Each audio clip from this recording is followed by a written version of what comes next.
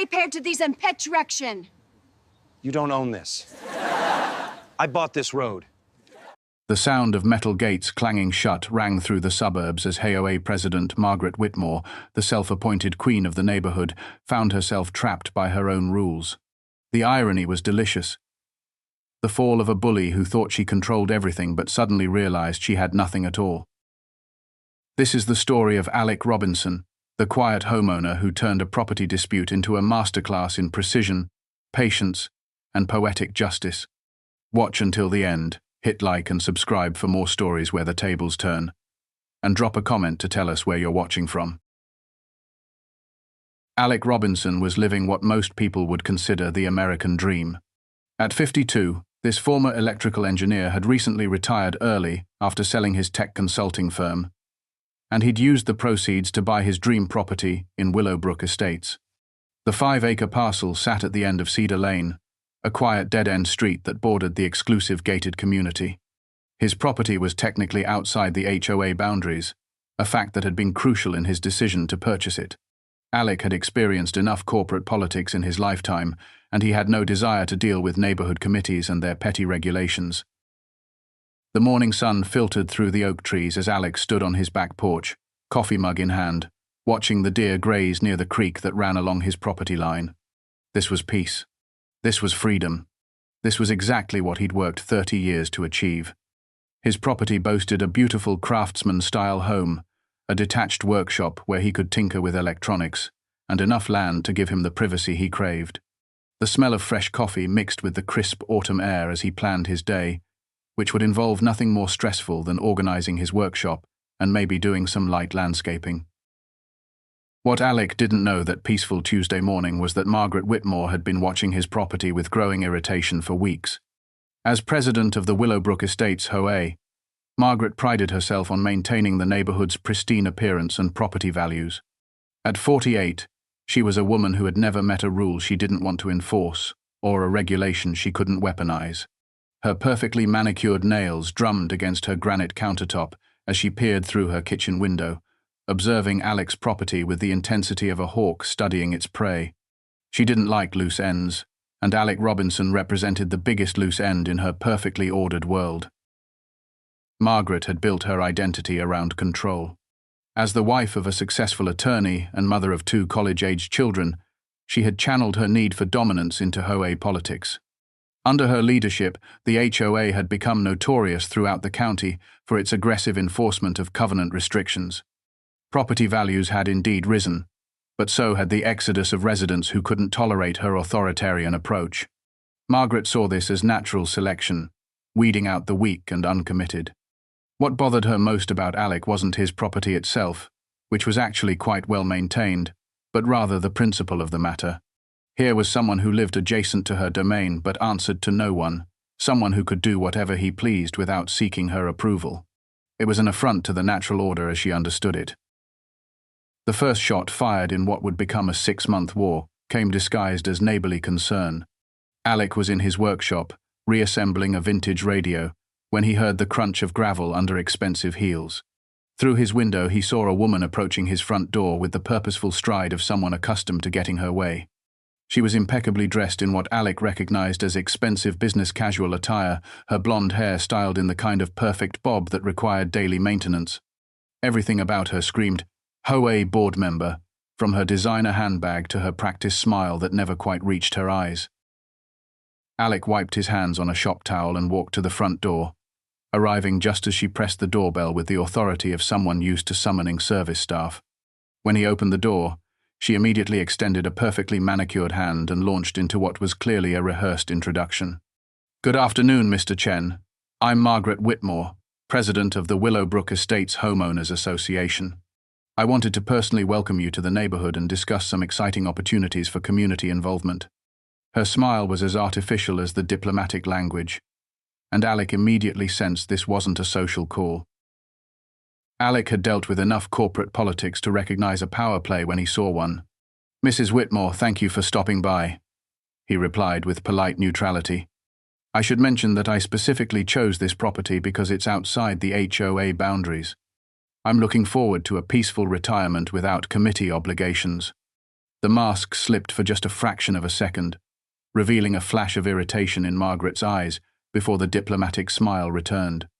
"Oh, I think there might be some confusion about the boundaries," she said with the tone of someone correcting a child.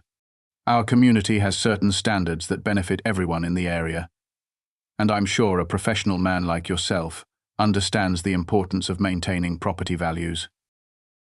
What followed was a 15-minute conversation that felt like a chess match played with pleasantries and veiled threats. Margaret systematically probed for weaknesses, suggesting that Alec might want to consider modifying his landscaping to better complement the neighborhood aesthetic, hinting that his workshop might be considered an unsightly commercial use, and wondering aloud whether his property line fencing met community standards. Each suggestion was delivered with the sweetness of poisoned honey, couched in language about community cooperation and shared values. Alec responded to each probe with engineering precision, politely but firmly establishing his boundaries. "I appreciate your concern, Mrs. Whitmore, but I've done my research. My property is clearly outside your jurisdiction, and I'm in full compliance with county regulations. I prefer to keep my community involvement limited to being a good neighbor." By the time Margaret left his property, both combatants understood exactly where they stood. This wasn't going to be resolved with a single conversation, and Margaret Whitmore wasn't the type of woman who accepted no as a final answer. As she walked back toward the HOA community, her heels clicking against the asphalt with military precision, Alec could practically see the gears turning in her head.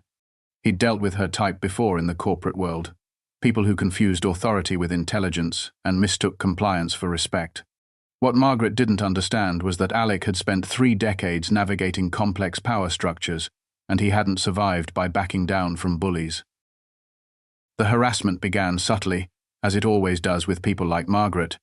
First, it was the county code enforcement officer who appeared at Alec's door 2 weeks after Margaret's visit, clipboard in hand, and apologetic expression on his face. "Sorry to bother you, Mr. Chen," the officer said, clearly uncomfortable with his assignment. "We received a complaint about possible commercial activity on your property. I have to investigate all complaints, but between you and me, this looks like someone with too much time on their hands." Alec invited the officer to inspect his workshop, which was clearly for personal use, and the matter was dismissed within 10 minutes. But Alec understood the message. Margaret was using official channels to apply pressure. Next came the certified letter from Margaret's husband's law firm, questioning the placement of Alec's mailbox and suggesting it might be encroaching on HOA property. The letter was professionally written and technically polite, but its intent was clear. "Submit to our authority or face escalating legal pressure." Alec responded by having a professional survey conducted, which definitively established that his mailbox, like the rest of his property, was exactly where it should be.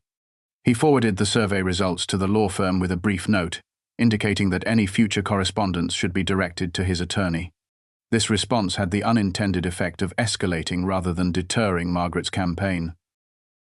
Margaret interpreted Alec's legal response as a declaration of war rather than a request for peace. In her mind, his refusal to submit to her authority was tantamount to rebellion, and rebellion had to be crushed decisively. She began attending county planning meetings, city council sessions, and zoning board hearings, looking for any regulatory angle she could exploit. Her approach was methodical and relentless, the kind of bureaucratic warfare that had driven dozens of her neighbors to sell their homes and flee the community. Margaret had perfected the art of using official channels to make life unbearable for those who crossed her.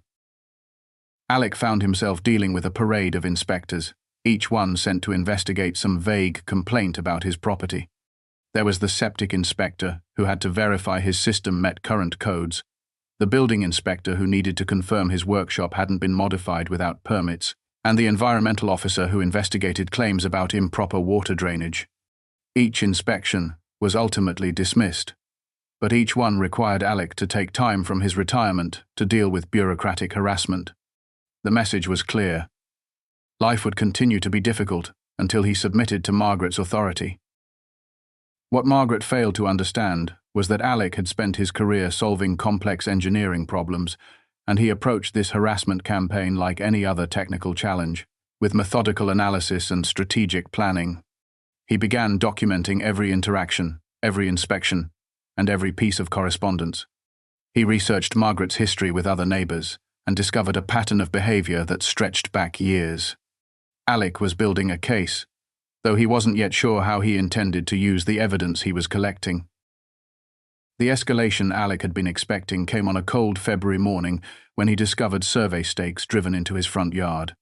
The stakes formed a line that would effectively cut off about 50 feet of his property frontage, land that included his driveway and mailbox. A notice duct-taped to one of the stakes informed him that the HOA had commissioned a boundary survey and discovered that his property line was not where he believed it to be.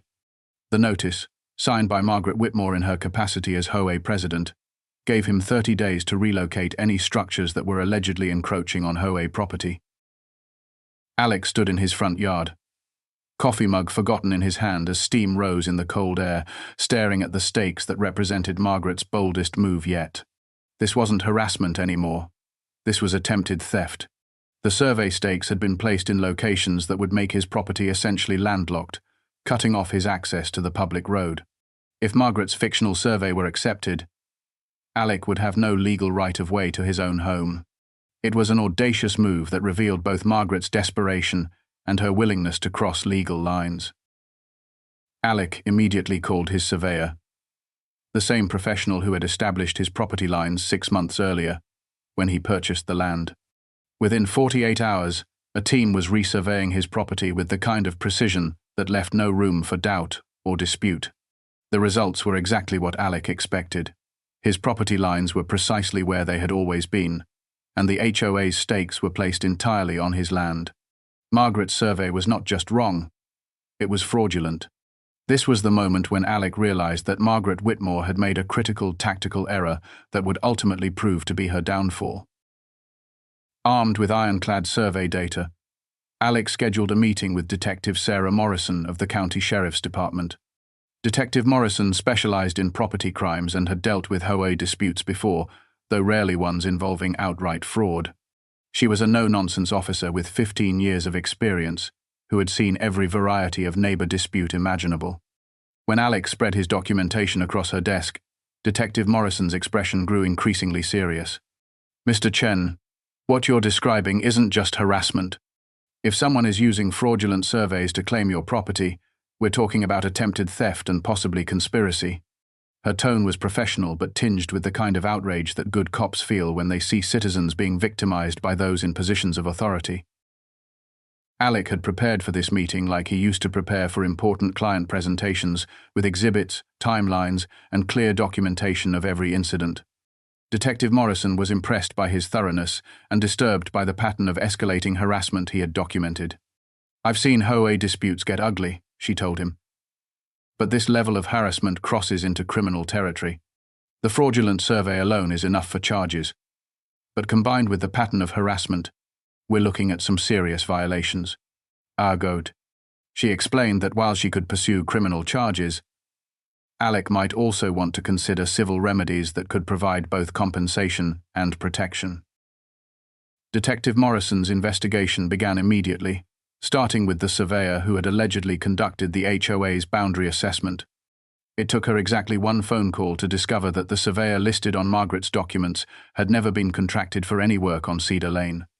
In fact, when Detective Morrison contacted him, he was outraged to learn that his name and professional stamp had been forged on fraudulent documents. This discovery transformed the case from a civil property dispute into a clear-cut criminal matter involving document fraud, forgery, and attempted theft. Margaret Whitmore had crossed a line that even her attorney husband couldn't help her uncross. While Detective Morrison built her criminal case, Alec was conducting his own investigation into something that would prove even more devastating to Margaret's position. During his initial property research, Alec had noticed something interesting about the roads in Willowbrook Estates that most residents probably didn't understand. Unlike typical suburban developments where roads are dedicated to the city or county, the streets in Willowbrook Estates were privately owned by the development company and maintained through HOA fees. This arrangement was common in exclusive communities because it gave residents more control over access and maintenance standards. What made Alec's situation unique was that Cedar Lane, the road providing access to his property, was originally a county road that predated the development. Alec spent weeks at the county recorder's office, tracing the ownership history of every parcel in the area. What he discovered was a complex web of property transfers that revealed a fascinating legal situation. When Willowbrook Estates was developed, the county had abandoned its claim to Cedar Lane as part of a larger road improvement project. The development company had purchased the abandoned roadway along with the surrounding land, but they had never formally transferred ownership of Cedar Lane to the HOA. According to the property records, Cedar Lane was still owned by Meridian Development Corporation, a company that had been dissolved 15 years earlier after completing the Willowbrook project. The implications of this discovery were staggering. When Meridian Development Corporation was dissolved, its assets should have been distributed according to the dissolution documents, but Alec couldn't find any record of Cedar Lane being transferred to anyone. This meant that the road providing the only access to Willowbrook Estates was essentially ownerless, what lawyers call escheated property, that reverts to the state until someone with legal standing claims it. Alec had found Margaret's Achilles heel, and he was going to exploit it with the precision of a master strategist. The process of claiming abandoned property is complex but not impossible for someone with Alec's patience and resources. He hired a specialist property attorney who confirmed his research and agreed to file the necessary paperwork to claim ownership of Cedar Lane. The legal process would take several months, but if successful, Alec would own the only road providing access to Margaret's community. He would literally control the key to her kingdom. While the ownership claim moved through the legal system, Alec continued to document Margaret's escalating harassment campaign, building an ever stronger case for both criminal and civil action. Margaret's next move demonstrated both her desperation and her complete misunderstanding of her legal position. On a Saturday morning in early March, Alec was awakened by the sound of heavy machinery. Looking out his bedroom window, he saw a crew erecting a 6-foot privacy fence directly along what Margaret claimed was the HOA's property line. The fence followed the fraudulent survey stakes exactly, effectively boxing in Alec's property and blocking his access to Cedar Lane. It was an breathtakingly illegal act that demonstrated Margaret's willingness to use force when legal intimidation failed. Alec immediately called Detective Morrison, who arrived within 20 minutes, accompanied by 2 patrol officers. The fence crew was still working when the police arrived, and they were visibly confused when ordered to stop. The foreman explained that they had been hired by the HOA to install a boundary fence and had permits for the work. When Detective Morrison examined the permits, she discovered they had been issued based on the fraudulent survey documents that were already under criminal investigation. The crew was ordered to cease work immediately, and the partially completed fence was left standing as evidence of Margaret's latest crime. Margaret arrived on the scene within minutes of the police, clearly having monitored the situation from her home. She approached Detective Morrison with the confident swagger of someone accustomed to intimidating local officials. "Officer, I don't understand the delay," she said in the tone she usually reserved for service workers who weren't moving fast enough. "We have proper permits for this boundary fence, and Mr. Chen has been illegally occupying HOA property for months." Detective Morrison's response was delivered with the professional courtesy that barely concealed her contempt for people who abuse positions of authority. "Mrs. Whitmore, you're under arrest for criminal trespass, property destruction, and conspiracy to commit theft. You have the right to remain silent." The sight of Margaret Whitmore being led away in handcuffs sent shockwaves through Willowbrook Estates. For years, residents had lived under her authoritarian rule, accepting her arbitrary decisions and capricious enforcement because they believed she was untouchable. The woman who had terrorized an entire community with bureaucratic warfare was suddenly revealed to be nothing more than a common criminal. Alec watched from his property as neighbors emerged from their homes, gathering in small groups to witness the fall of their neighborhood dictator. The expressions on their faces ranged from shock to satisfaction to outright joy. Within hours, Alec's phone began ringing with calls from neighbors he had never met. Some called to apologize for Margaret's behavior, others to thank him for standing up to her, and many to share their own stories of harassment and intimidation. What emerged was a pattern of abuse that stretched back years and affected dozens of families. Margaret had forced families to relocate because of arbitrary fines, driven elderly residents to bankruptcy with frivolous legal actions, and created an atmosphere of fear that had transformed what should have been a pleasant community into a police state. One caller was particularly significant. Eleanor Hayes, a 78-year-old widow, who had lived in Willowbrook since its development 20 years earlier. Eleanor had been Margaret's primary target before Alec arrived, subjected to constant harassment about her garden, her mailbox, and even the type of light bulbs she used in her porch fixtures. "Mr. Chen," Eleanor said in a voice that trembled with emotion, "you don't know what you've done for this community. I was ready to sell my home just to escape that woman's harassment. My late husband and I built this house together, and she was forcing me to abandon our dreams because of her power games." Eleanor's call was followed by similar conversations with other residents who had suffered under Margaret's regime.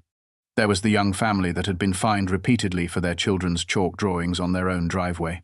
The retired teacher, who had been threatened with legal action for planting roses in her front yard without HOA approval. The veteran who had been harassed for flying an American flag that was supposedly the wrong size according to Margaret's interpretation of the covenants. Each story added another layer to Alec's understanding of the systematic abuse that had been occurring in Willowbrook Estates. Margaret's arrest was just the beginning of her legal troubles. Detective Morrison's investigation had uncovered evidence of multiple crimes, including document forgery, fraud, criminal trespass, and conspiracy to commit theft. The district attorney's office, recognizing the high-profile nature of the case and its impact on the community, assigned a senior prosecutor to handle the charges. Margaret's attorney husband found himself in the awkward position of having to recuse himself from her defense due to his involvement in some of the harassing correspondence that had been sent to Alec. While the criminal case proceeded, Alec received news that would give him the ultimate leverage in dealing with the HOA. His claim to ownership of Cedar Lane had been approved by the county. After months of legal review, the property attorney had successfully established Alec's right to claim the abandoned roadway. Alec now owned the only access road to Willowbrook Estates, giving him complete control over the community's ability to function. The irony was perfect. Margaret's campaign to control Alec had resulted in Alec gaining control over everyone in her community. The first indication that residents had of Alec's new ownership came when he installed a gate across Cedar Lane with a sign reading, "Private Road. Access by permission only." The gate was positioned just past his property line, ensuring that his own access remained unimpeded while blocking the community's access to the public road system. Attached to the gate was a notice explaining that the road had been legally acquired by Alec Robinson and that access would be restricted pending resolution of ongoing legal matters. The notice included Detective Morrison's contact information for anyone who wanted to verify the legitimacy of the road closure. The immediate impact of the road closure was dramatic and exactly what Alec had intended. Residents found themselves trapped in their own community, unable to leave for work, school, or even emergency services without Alec's permission. The fire chief contacted Alec within hours, expressing concern about emergency access, and Alec immediately provided fire, police, and ambulance services with gate codes and assured them that emergency access would never be restricted. For everyone else, however, the message was clear. The days of taking their access for granted were over. Alec established a simple protocol for gate access. Any resident who could provide documentation that they had never filed complaints against him or participated in Margaret's harassment campaign would receive immediate and permanent access codes. Anyone who had participated in the harassment would need to provide a written apology and agree to certain conditions before access would be granted. Margaret herself, and anyone who continued to support her actions, would be granted access only for essential services like medical appointments, which would be verified in advance. The psychology of the situation was masterful. Alec had turned the community's own exclusive nature against them, using their isolated location as leverage to demand accountability for years of abuse. Residents who had remained silent while Margaret terrorized their neighbors now found themselves paying the price for their complicity. The gate became a daily reminder that actions have consequences and that enabling a tyrant makes one complicit in tyranny. Within a week, Alec had received over 30 written apologies from residents who wanted access codes. Many of these letters went beyond simple apologies, providing detailed accounts of Margaret's abusive behavior and expressing support for Alec's actions. Some residents offered to testify in Margaret's criminal trial, providing prosecutors with additional evidence of her pattern of harassment and intimidation. The community that had once lived in fear of Margaret's authority was finally finding its voice. The legal resolution came faster than anyone expected. Faced with overwhelming evidence of her crimes and the prospect of a lengthy prison sentence, Margaret accepted a plea agreement that included restitution, community service, and her immediate resignation from all HOA positions. She was also required to issue a public apology to Alec and to every resident she had harassed over the years. The plea agreement included a permanent restraining order preventing her from serving on any HOA board or homeowners association in the future. Margaret's public apology was delivered at a community meeting that was packed with residents eager to witness her final humiliation. Standing at the podium in the community centre she had once ruled with iron authority, Margaret read a statement that admitted to her crimes and acknowledged the harm she had caused to numerous families. Her voice was barely above a whisper, and her usual arrogant demeanour had been replaced by the defeated posture of someone who had finally faced consequences for their actions. "I abused my position as HOA president," she read from the prepared statement. "I harassed innocent residents, filed false reports with county agencies, and committed fraud in an attempt to steal property from Mr. Chen. I take full responsibility for my actions and deeply regret the harm I have caused to this community." The applause that followed Margaret's apology was long and enthusiastic, but Alec noticed it wasn't for Margaret. The residents were applauding the end of an era, the conclusion of years of fear and intimidation. They were celebrating the return of their community to the peaceful place it was supposed to be. Margaret left the meeting immediately after her statement, and most residents never saw her again. She and her husband quietly sold their home within a month and relocated to another state, presumably to escape the shame of her very public downfall. With Margaret gone, and her crimes publicly exposed, the HOA underwent a complete transformation. New board members were elected who focused on actual community improvement rather than authoritarian control. The restrictive covenants that had been used as weapons were revised to be reasonable and fairly enforced. The atmosphere of fear and intimidation was replaced by genuine community spirit and mutual respect. Alec's decision about what to do with Cedar Lane was carefully considered and ultimately generous. Rather than maintaining permanent control over the community's access, he negotiated an agreement with the new HOA board that transferred ownership of the road to the community in exchange for several important concessions. First, the HOA agreed to pay all of Alec's legal expenses related to Margaret's harassment campaign. Second, they established a victim compensation fund for residents who had been financially harmed by Margaret's abusive practices. Third, they agreed to erect a monument at the community entrance, acknowledging the importance of property rights and fair treatment of all neighbours. The road transfer ceremony became a celebration of community renewal and redemption. Alec was invited to cut the ribbon on the reopened Cedar Lane, officially returning access to the residents who had apologized for their past complicity and demonstrated their commitment to being better neighbors.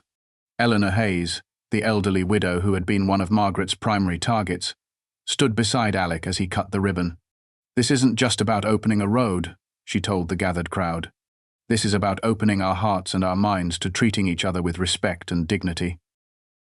The transformation of Willowbrook Estates became a model for HOA reform throughout the region. Property law professors used Alec's case as an example of how citizens can use legal knowledge to protect themselves against abuse of authority. Detective Morrison was promoted to sergeant partly based on her thorough investigation of Margaret's crimes, and she began specializing in property fraud cases affecting homeowners associations. The fraudulent surveyor whose professional stamp had been forged filed his own criminal complaint, adding another layer to Margaret's legal troubles. Alec returned to his peaceful retirement, but he was no longer an isolated property owner. He had become part of a community that valued his contribution to their liberation from authoritarian rule. His workshop became a gathering place where neighbors would stop by to chat, ask for technical advice, or simply enjoy the company of someone who had proven that one person's courage could make a difference. The deer still grazed by his creek each morning, but now they were often joined by neighborhood children who had been given permission to explore the property that had once been the center of so much controversy. 6 months after Margaret's arrest, Alec received a letter that brought the story full circle. The letter was from a property owner in another county who was facing similar harassment from an abusive HOA president. Word of Alec's successful resistance had spread through legal networks and online forums dedicated to HOA abuse. The letter writer asked for advice on how to stand up to an organization that seemed to have unlimited power to make life miserable for those who refused to submit to arbitrary authority. Alec's response became a template that he would share with dozens of other property owners over the following years. Document everything, he wrote. Research your legal rights thoroughly. Build alliances with neighbors who have also been victimized. Never underestimate the power of public exposure to change behavior. And most importantly, remember that bullies rely on their victims' assumption that resistance is futile. When you prove that assumption wrong, you don't just protect yourself, you protect everyone who comes after you. The monument at the Willowbrook Estates entrance became a popular destination for property rights advocates and HOA reform activists. The inscription read, "In recognition of the principle that property ownership includes the right to peaceful enjoyment, free from harassment and intimidation, dedicated to all who have the courage to stand up for what is right, even when standing alone." Below the inscription was a smaller plaque that simply read, Alec Robinson v. Margaret Whitmore, 2023. Justice served. Iduni v. Margaret Whitmore. The impact of Alec's victory extended far beyond Willowbrook Estates. State legislators introduced bills designed to prevent HOA abuse and provide legal remedies for harassment victims. Property attorneys began offering specialized services to help homeowners defend against aggressive HOAs. Law schools added coursework on HOA law and property rights. Most importantly, other victims of HOA abuse found the courage to fight back, knowing that even the most powerful neighborhood tyrants could be held accountable for their actions. The criminal trial proceedings revealed even more disturbing details about Margaret's methods. Detective Morrison's investigation had uncovered a pattern of behavior that went back nearly a decade, affecting dozens of families who had suffered in silence. Margaret had maintained detailed files on every resident, noting their vulnerabilities and planning strategic harassment campaigns designed to force compliance or exodus. She had weaponized county agencies, filing hundreds of false complaints that wasted taxpayer resources and traumatized innocent families. The scope of her abuse was so extensive that the district attorney's office established a special victim assistance program to help those affected by her crimes. During the investigation, police discovered that Margaret had been embezzling HOA funds to pay for her harassment campaigns. Legal fees, private investigators, and fraudulent surveys had all been funded by assessments that residents believed were going toward community maintenance. The financial audit revealed that Margaret had diverted over $40,000 in HOA funds for personal use and vindictive legal actions. This discovery added embezzlement and fiduciary fraud to her growing list of criminal charges. Residents who had struggled to pay ever-increasing HOA assessments learned that their money had been used to terrorize their neighbors rather than improve their community. Alec's documentation proved invaluable to prosecutors building their case. His engineering background had led him to create a comprehensive timeline of events, complete with photographs, recorded conversations, and copies of every document Margaret had used in her harassment campaign. The evidence was so thorough and well-organized that it essentially built the case for the prosecution. Detective Morrison later told Alec that in 15 years of police work, she had never seen a victim so well prepared to defend themselves and seek justice. The media attention surrounding Margaret's case brought national focus to the problem of HOA abuse. News outlets across the country ran stories about the case, using it as an example of how homeowners associations could become vehicles for personal vendettas and authoritarian control. Alec found himself invited to speak at property rights conferences and legal seminars, sharing his experience and encouraging other victims to document their experiences and seek legal remedies. His message was always the same. Bullies depend on their victims' silence and isolation, and the best defense against tyranny is thorough documentation and community solidarity. One of the most satisfying developments came when Eleanor Hayes decided to sue Margaret personally for the emotional distress and financial damage caused by years of harassment. Eleanor's attorney was able to demonstrate that Margaret's actions had caused measurable harm to Eleanor's property value, health, and quality of life. The civil lawsuit provided a forum for Eleanor and other victims to tell their stories in detail, creating a public record of Margaret's systematic abuse. The jury's verdict was unanimous and substantial. awarding Eleanor enough money to renovate her home and establish a scholarship fund for students studying victim advocacy. The scholarship fund became Eleanor's way of ensuring that Margaret's legacy would be one of empowerment rather than victimization. Each year, the Eleanor Hayes Scholarship would support students who were dedicated to protecting vulnerable people from abuse and discrimination. The scholarship recipients would study law, social work, or public administration, preparing them to be the kind of advocates that Margaret's victims had needed but never received. Eleanor insisted that Alec serve on the scholarship selection committee, recognizing that his example had inspired her to fight back rather than surrender. Alec's relationship with his neighbors evolved from cautious coexistence to genuine friendship as the months passed. The community that had once been divided by fear and suspicion became united by their shared experience of liberation from Margaret's tyranny. Block parties replaced board meetings as the primary form of community gathering. Neighbors who had been afraid to make eye contact during Margaret's reign began collaborating on genuine community improvement projects. The transformation was so complete that property values actually increased despite the removal of Margaret's iron-fisted enforcement of aesthetic standards. The new HOA board implemented policies that prioritized community building over rule enforcement. They established a conflict resolution process that emphasized mediation and compromise rather than punishment and compliance. They created a community garden where residents could grow vegetables and flowers together, fostering the kind of neighborly cooperation that Margaret had systematically destroyed.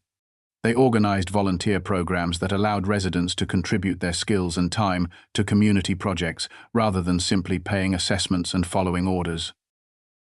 Alec found himself serving as an unofficial advisor to the new board, not because he sought authority, but because his experience had earned him the respect and trust of his neighbors.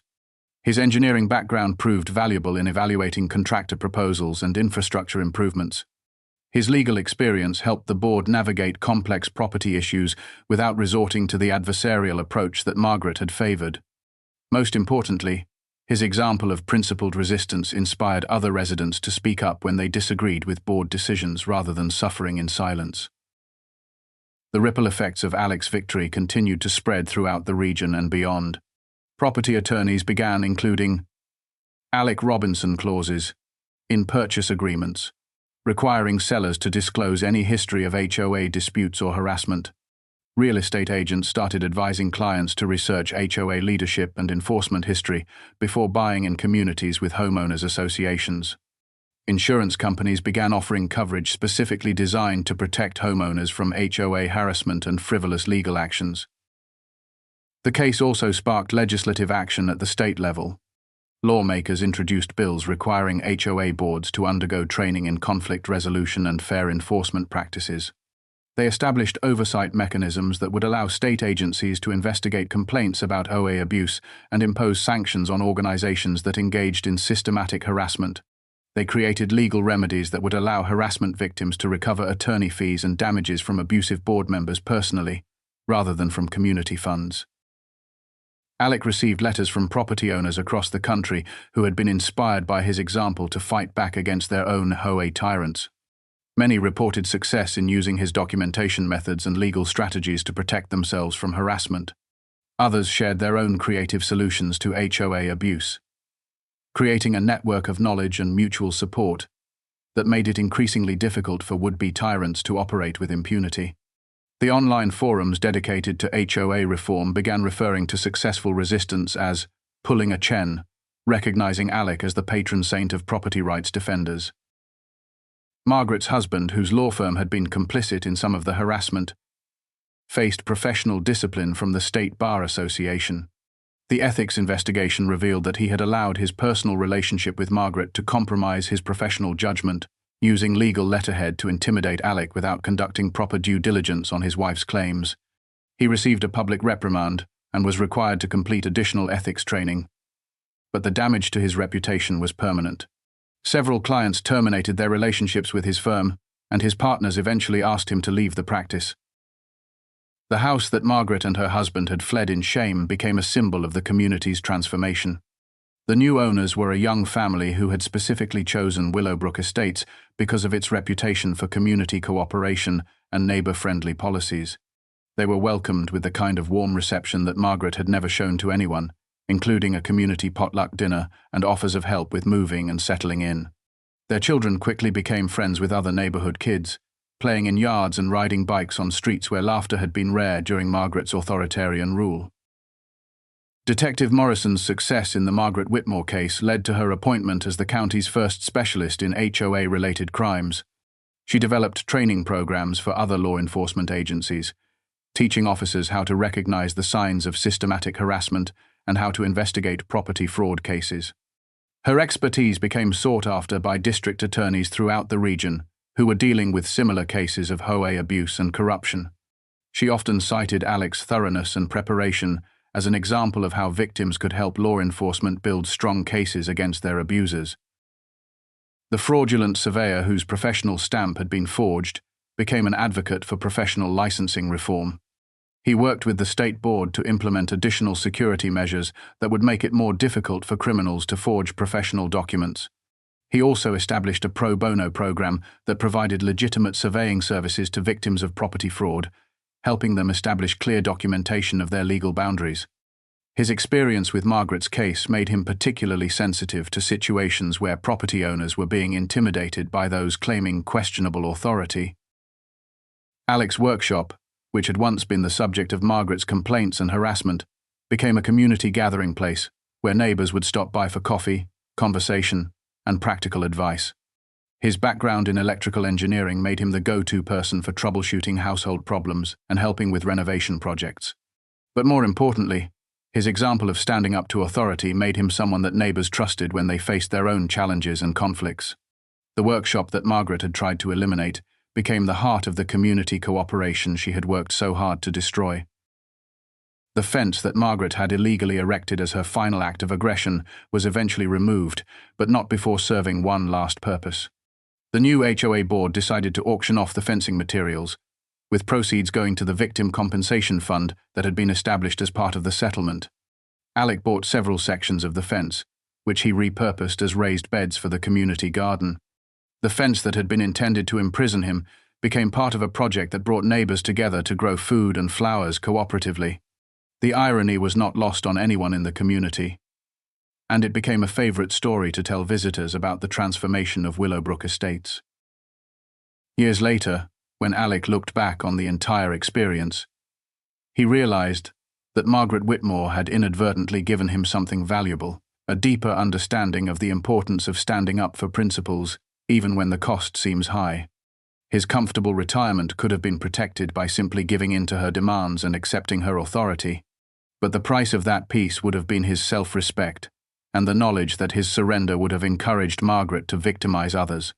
By choosing to fight, he had not only protected his own rights, but had liberated an entire community from tyranny. The property that Alec had purchased as a refuge from corporate politics had become the center of the most important work he had ever done. His successful resistance to Margaret's harassment had protected dozens of families from ongoing abuse and had created a model for other victims to follow. The quiet retirement he had planned had been transformed into an active role as a community leader and advocate for property rights. But Alec had discovered that this unexpected role brought him more satisfaction than he had ever found in his corporate career. The community that emerged from the ashes of Margaret's authoritarian rule became a showcase for how neighborhoods could function when cooperation replaced coercion. Property values increased because people wanted to live in a place where neighbors treated each other with respect and dignity. The HOA dues that had once funded harassment campaigns were redirected toward genuine community improvements like better lighting, improved landscaping, and recreational facilities. The culture of fear and suspicion that Margaret had cultivated was replaced by trust and mutual support that made Willowbrook Estates a genuinely desirable place to live. Alec's story became required reading in several law school programs that focused on property rights and community governance. His methodical approach to documentation and his strategic use of legal remedies provided a template that other victims could follow when facing similar harassment. But perhaps more importantly, his example demonstrated that individual citizens have the power to hold authority figures accountable when those authorities abuse their positions. The case study was used to teach future lawyers about the importance of thorough preparation and the power of public exposure to change abusive behavior. Eleanor Hayes lived to see the 5th annual award of her scholarship, celebrating each year as students were recognized for their commitment to protecting vulnerable people from abuse. The recipients came from diverse backgrounds but shared a common dedication to public service and victim advocacy. Many of them cited Alec's example as inspiration for their career choices, proving that the impact of standing up to tyranny extends far beyond the immediate situation. Eleanor often said that watching Margaret's reign of terror end had added years to her life, giving her hope and energy that she had thought were permanently lost. The monument at the entrance to Willowbrook Estates became a pilgrimage site for property rights advocates and victims of HOA abuse from across the country. Alec was initially uncomfortable with the attention, but he came to understand that the monument served an important purpose in reminding people that resistance to tyranny is both possible and necessary. The inscription became a rallying cry for property owners facing harassment. Property ownership includes the right to peaceful enjoyment, free from harassment and intimidation. Those words were quoted in legal briefs, legislative hearings, and community meetings where citizens were organizing to protect themselves from abusive authorities. As Alec approached his 60th birthday, he reflected on how different his retirement had been from what he had originally planned. Instead of spending his days in peaceful solitude, he had become a reluctant public figure whose example inspired others to fight for their rights. Instead of avoiding conflict, he had found himself at the center of a battle that had transformed an entire community and influenced property rights legislation across the country. But he had also discovered that there was no more meaningful way to spend his retirement than helping others protect themselves from the kind of abuse he had experienced. The case files from Margaret Whitmore's prosecution were eventually donated to a legal archive that specialized in civil rights cases. Researchers studying patterns of authority abuse found that Margaret's methods were remarkably similar to those used by other petty tyrants throughout history. The systematic harassment, the use of bureaucratic weapons, the targeting of isolated victims, and the reliance on community fear and silence were all classic techniques of authoritarian control. Alec's successful resistance provided a blueprint for how ordinary citizens could defend themselves against such tactics, regardless of the specific context or organization involved. The road that had been the key to Margaret's downfall continued to serve as a symbol of the community's transformation. Cedar Lane, which Margaret had tried to use as a weapon against Alec, became the pathway that led visitors to a community that exemplified neighborly cooperation and mutual respect. The gate that Alec had installed to demonstrate his control over Margaret's community had long since been removed, but its legacy remained in the form of residents who understood that their freedom depended on protecting the rights of all their neighbors. The community had learned that individual liberty and collective well-being were not competing values, but complementary aspects of a healthy neighborhood. On quiet mornings, Alec would still stand on his back porch with his coffee, watching the deer graze by the creek, and listening to the sounds of a community at peace. The phone calls from harassment victims had decreased over the years as word of Margaret's fate spread throughout the HOA abuse networks, serving as a deterrent to would-be tyrants who might otherwise have followed her example. The documentation methods Alec had developed were being taught in community workshops across the country, empowering other property owners to protect themselves from harassment and intimidation. His quiet retirement property had become the headquarters of an unintentional movement that was making life better for homeowners everywhere. The transformation was complete, but its effects would continue for generations, as the children who grew up in the post-Margaret era of Willowbrook Estates learned that communities function best when neighbors treat each other with respect and fairness, and that standing up to bullies is both a right and a responsibility that makes everyone safer and freer.